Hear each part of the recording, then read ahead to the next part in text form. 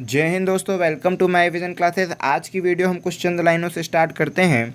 हर वक्त जीतने का जज्बा होना चाहिए, किस्मत बदले ना बदले समय ज़रूर बदलता है। चलिए तो स्टार्ट करते हैं हम अपनी एमपी जीके सीरीज़ का 16 पार्ट, जो कि डेली सुबह आपके लिए 8 बजे अवेलेबल हो जाती है।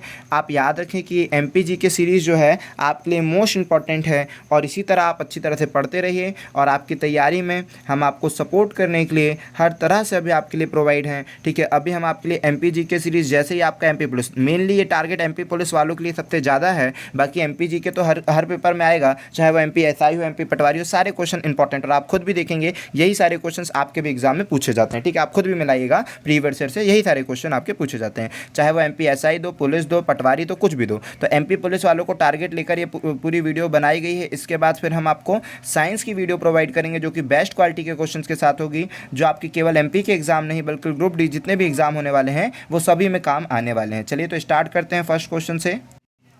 देखिए, नर्मदा नदी कहाँ जाकर मिलती है? तो याद रखिए, नर्मदा नदी बंगाल की खाड़ी पर जाकर मिलती है। अरे, बंगाल की खाड़ी आंसर दे दिया इसने। ठीक है, ये गलत आंसर है। ठीक है, अगर पीडीएफ में ये आंसर हो चुका है तो ये गलत है भाई।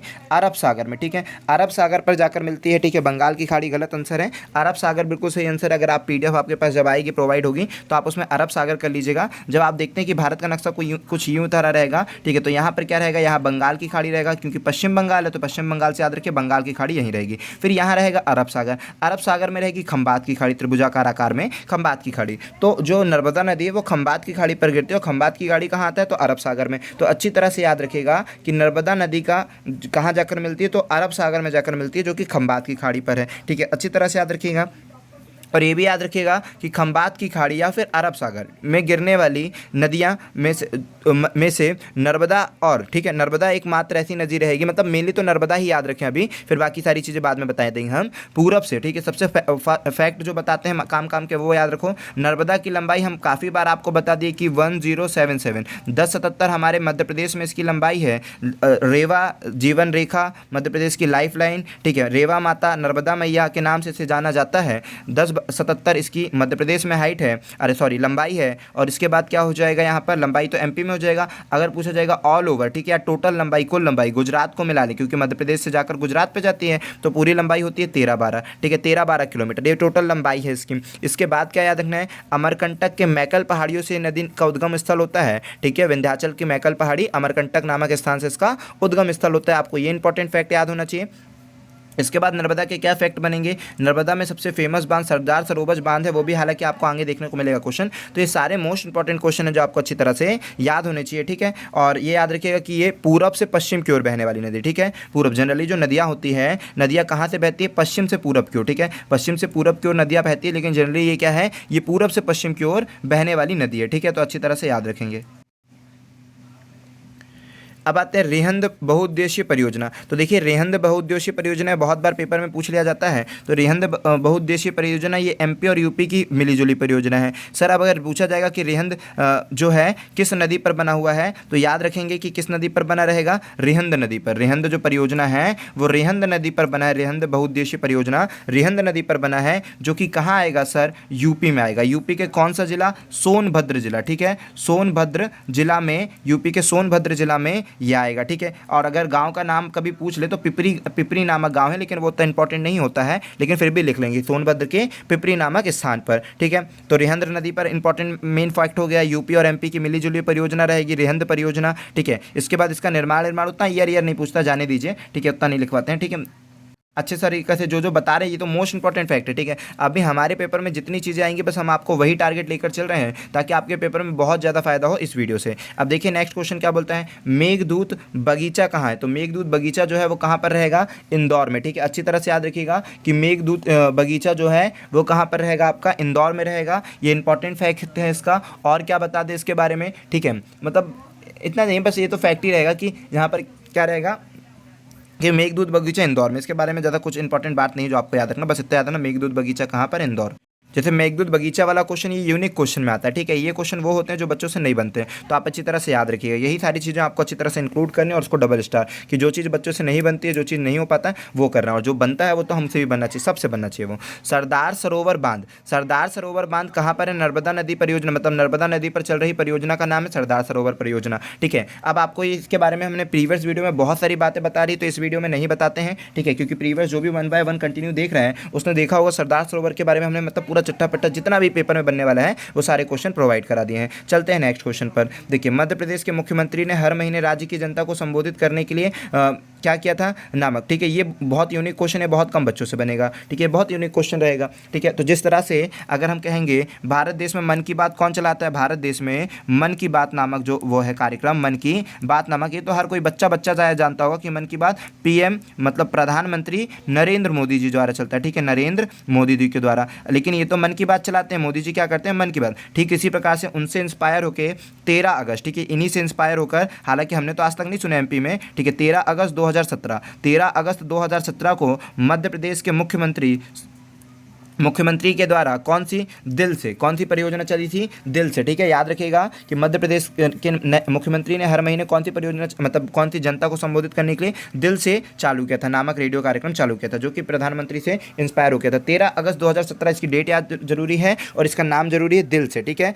जनता को संबोधित करने के लिए दिल से परियोजना चलाई। आज तक हमने नहीं सुने, ना आप लोगों ने सुना होगा, ठीक है, लेकिन याद रखना है आपको। देखिए नेक्स्ट क्वेश्चन क्या है? मालवा क्षेत्र के कौन सा जिला स्लेट पेंसिल बत्ती कारखाना है? तो याद रखिए, मालवा जो क्षेत्र है, मालवा क्षेत्र हमने आपको बताया था, देखिए बार बार हम बनाते हैं आपके लिए मैप ताकि आपको अच्छी तरह से याद हो जाए। ये मध्य भारत का पठार होता है, ये होता है बुंदेलखंड, फिर बघेलखंड, फिर बुंदेलखंड, फिर सा से सतपुड़ा, फिर ना से नर्मदा घाटी, मा से मालवा क्षेत्र। तो यहाँ का पूरा क्षेत्र मालवा क्षेत्र आएगा, सतपुड़ा घाटी, नर्मदा घाटी, मालवा क्षेत्र, ठीक है। मध्य भारत का पठार बुंदेलखंड, बघेलखंड, बुंदेलखंड, ठीक है। तो इस तरह से पूरा हमारे इस रीजन एमपी रीजन को बांटा गया है, तो अच्छी तरह से याद रखिएगा। अब देखिए, मालवा क्षेत्र का कौन सा जिले स्लेट पेंसिल कारखानों के लिए प्रसिद्ध है? तो याद रखिएगा मंदसौर। मालवा क्षेत्र का मंदसौर जो जिला है वो स्लेट बत्ती कारखाने के लिए फेमस है। हमने आपको बताया था मंदसौर का कि मंदबुद्धि के रहेंगे, मंदबुद्धि के लोग रहेंगे तो अफीम पैदा करेंगे, ठीक है। अफीम रहेगा, मध्यबुद्धि के रहेंगे तो अफीम खाएंगे, ठीक है। इसके बाद क्या बोले? तो मंदबुद्धि के लोगों को क्या करेंगे अपन? जैसे मान लीजिए जिनके पास कम बुद्धि है, मंदबुद्धि है, ठीक है, मंदसौर, ठीक है, तो उनके लिए क्या करेंगे अपन? स्लेट बत्ती बोलेंगे। पहले तुम स्लेट बत्ती से पढ़ो, फिर उसके बाद जब और पढ़ लिख लेना